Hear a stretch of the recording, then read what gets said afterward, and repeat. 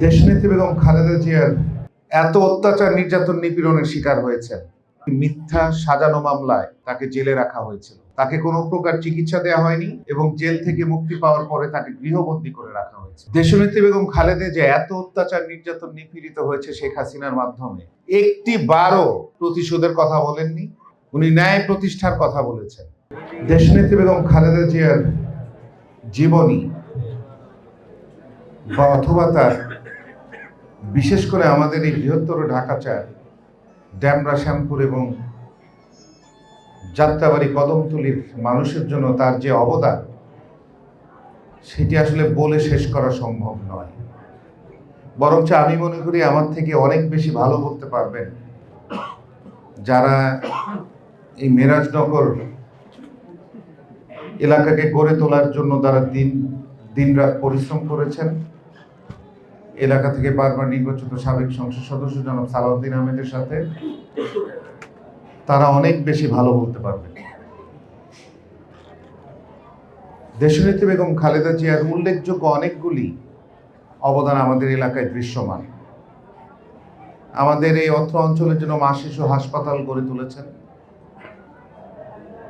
আমাদের জিয়া সরণি খাল এবং রাস্তা যেটা করেছেন। আমাদের এই অঞ্চলে Shyampur model high school and college, তারই অবদান। এই ধরনের বিভিন্ন অবদান আমাদের এলাকায় উনি রেখেছেন। আমাদের ড্যামরা ব্রিজ, এছাড়াও এই এলাকার যত রাস্তাঘাট আছে, যত শিক্ষা প্রতিষ্ঠান আছে, সবকিছুই বিএনপির আমলে দেশনেত্রী বেগম খালেদা জিয়ার আশীর্বাদে এই এলাকা থেকে বারবার নির্বাচিত, আপনারা যাকে নির্বাচিত করেছেন জনাব সালাউদ্দিন সাহেবের হাত ধরে এখানে হয়েছে। প্রিয় এলাকাবাসী, আজকে এই মানুষটি আমাদের মাঝে নেই। আমরা সবাই চলে যাব একে একে করে, কিন্তু আজকে মানুষের রেখে যাওয়া যে স্মৃতি, মানুষের জন্য যিনি অক্লান্ত পরিশ্রম করেছেন, এই দেশের মাটি এবং মানুষের জন্য যিনি তার পরিবারকেও বিপদের মুখে ঠেলে দিয়ে উনি মানুষকে আগলে রেখেছেন, দেশের মানুষকে উনি ওনার নিজের স্বজন হিসেবে আখ্যায়িত করেছেন। এই মানুষটির আদর্শ আমাদেরকে বুকে ধারণ করে ওনার যে নির্দেশনা কিছুদিন আগে দিয়েছিলেন, সেই নির্দেশনা বাস্তবায়ন করার জন্য আমাদেরকে একত্রে ঐক্যবদ্ধভাবে কাজ করতে হবে। এত অত্যাচার নির্যাতন নিপীড়নের শিকার হয়েছেন। বিগত বছরগুলিতে যখন একটি মিথ্যা মামলায় তাকে দিনের পর দিন কোর্টের হাজিরায় যেতে হয়েছে, তখন আমরাও তার পাশে ছিলাম এবং সকাল থেকে সন্ধ্যা পর্যন্ত সেই কোর্টের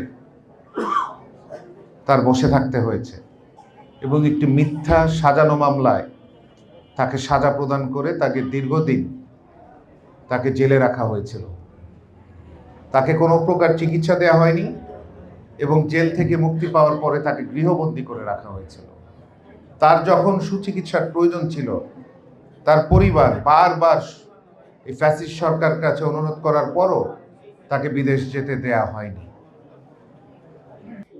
দেশনেত্রী বেগম খালেদা জিয়া এত অত্যাচার নির্যাতন নিপীড়িত হয়েছে শেখ হাসিনার মাধ্যমে, কিন্তু উনি মুক্তি পাওয়ার পরে আমরা অনেকবার তার বক্তব্য শুনেছি, উনি একটি বারও প্রতিশোধের কথা বলেননি, প্রতিহিংসার কথা বলেননি।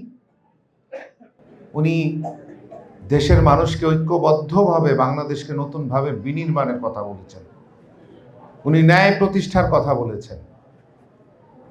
উনি দলমত নির্বিশেষে সকলকে মানুষের পক্ষে কাজ করার কথা বলেছেন। ইতিমধ্যে বাংলাদেশ জাতীয়তাবাদী দল, আপনারা জানেন, রাষ্ট্র কাঠামো মেরামতের 31 দফা ঘোষণা করেছেন এবং এই 31 দফার মধ্যে আমাদের বাংলাদেশের মানুষের জীবন উন্নয়ন এবং দেশের জন্য যেই পরিকল্পনা, যেটা মানুষের সামনে তুলে ধরেছেন বিএনপির ভারপ্রাপ্ত চেয়ারম্যান জনাব তারেক রহমান, সেই 31 দফা আমাদের সকলকে বাস্তবায়ন করতে হবে।